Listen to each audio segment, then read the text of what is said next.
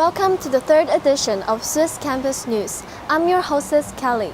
November had been a wonderful month in the middle of the school year as so many events happened. The NYP Runathon, the Music Department Festive Concert, the Education Innovation Network, etc. Let's have a look at these amazing events.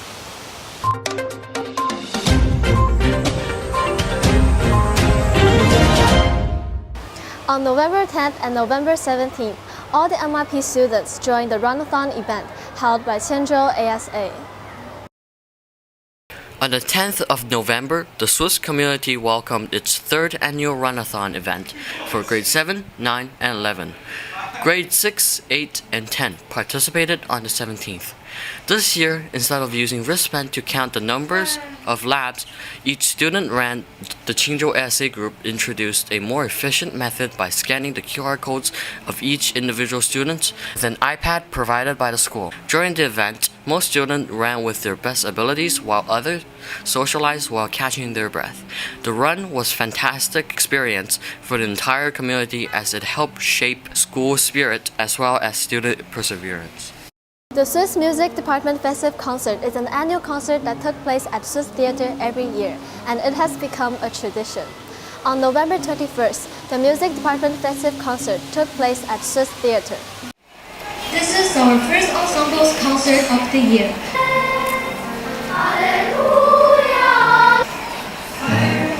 After months of practice and rehearsals, an array of music ensembles and dance teams performed at the Music Department Festive Concert. The performers included PYP dance teams, PYP choirs, PYP string orchestra, parent choir, secondary concert band, secondary choir, secondary string orchestra, Chinese ensemble, and the secondary a cappella. Many parents and students came to enjoy the performance and the performance. The concert ended with a performance of a medley of the classic Christmas song from all string orchestras, the secondary concert band, and the Chinese ensemble.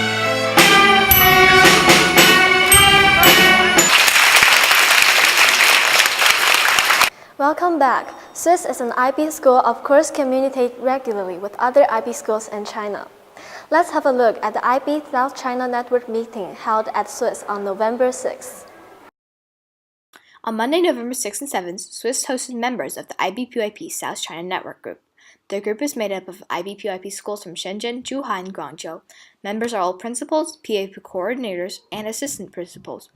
During the meeting, schools shared their own way of learning, including how to collaborate, enhance math and language learning, homework policies, and their challenges and possible solutions. The meeting ended with a tour around the SWIS campus. IB has a lot of importance on networks throughout the world because they are an effective way to collaborate, share ideas, and know more about each other's schools. This way, schools can learn from each other as well as how they are each progressing. On November 16th, the National Education Innovative Network, as known as EIN, came and visited SWIS. About 20 amazing SWIS students stayed at school on that day till 7 p.m. They demonstrated their knowledge and showed their products to the visitors. On November 16th, the Nanshan Education Innovation Network, EIN, was hosted by SWIS students and teachers. Visiting teachers and school administrations from Guangdong came to SWIS and were treated to a range of classes and after-school activities. Outstanding projects during the event included pastel and laser cut portraits, a liquid 3D printed Lego wall, KittenBot interviewer, a GoPro video tour of the school for new students, passion projects created in Maya, a whole school model of the school in Minecraft, a drone tutorial web channel, and a student-led coding after-school activity. Students from the Marker and Design Club related after-school activities like Vex Robotics, Lego Mindstorms, and coding projects with drones and Scratch. Students demonstrated proficient block programming, assembly and problem-solving skills, introducing guest teachers and administrations to a range of possible new technologies for their school. Guest teachers also experienced stop-motion animation, touchcast, podcasting, green screen activities, Nearpod virtual trips, and gave Flipgrid video exit slips. Guest speaker Helen Leigh introduced students and guests to the microbot through many making musical instruments. And what do you think will the further project look like of this activity? Sure. So I think SWIS has a beautiful campus. You guys have great resources, but more importantly, all the students, right, are doing a great job using those resources and sharing all their work with us. Doing a really good job articulating how all of the technology and everything supports their learning, and it's really powerful. Yeah. Okay. What do you think is the best booth in this whole event and activity? I'm really impressed by the everything that's down in the design center, in the design studio. I really like the keynote animation. What booth do you think is the best in all of this in this activity? My favourite room was downstairs, was the wood workshop where you had lathes and laser cutters and 3D printers. I really liked the 3D printed giant Lego bricks. I thought they were really intricately done. And I really loved, I saw that a student was mixing media. There was some laser cut wood that she'd etched and then used pastels and paints to kind of create a really interesting effect. That's something I've not seen before, and I thought it was really beautiful. Okay. Or how do you think the future events will look like? So I've been to 2 of these events now. I don't live in Shenzhen, I live in London, but sometimes I come here to talk to teachers and also to write. I'm a book author. This one, there's lots more demonstrations from the students, which I'm really enjoying.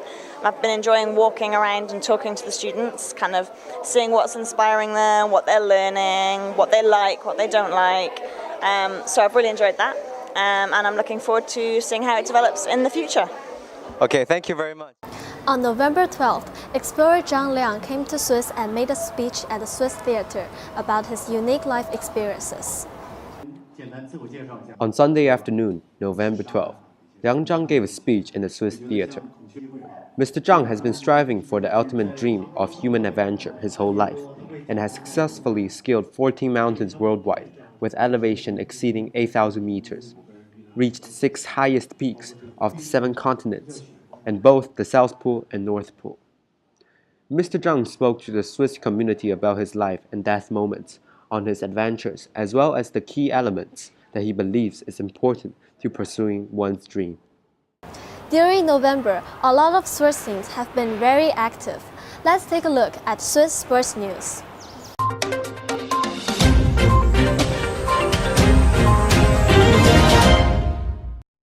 The middle school and high school cross-country team ended at the beginning of November. They have been practicing vigorously over the past few months, running around the track and Shenzhen Bay. They were met with amazing results and rewards at the competition, where middle school boys and girls from SWIS won the top 3 places for both their respective divisions.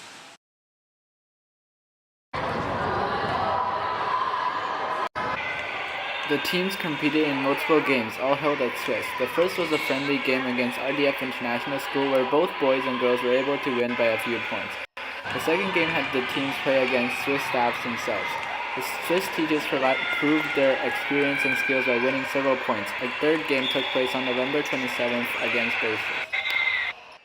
Despite the fact that it was a friendly meet, swimmers from SWIS still gave their best effort at the competition. Many swimmers and supporters alike from SWIS attended with excitement. Aside from this meet, the SWIS swim team has been practicing several times every week. So that's all the news took place in November. Hope you enjoy our news report, and we look forward sharing you more information on our next edition.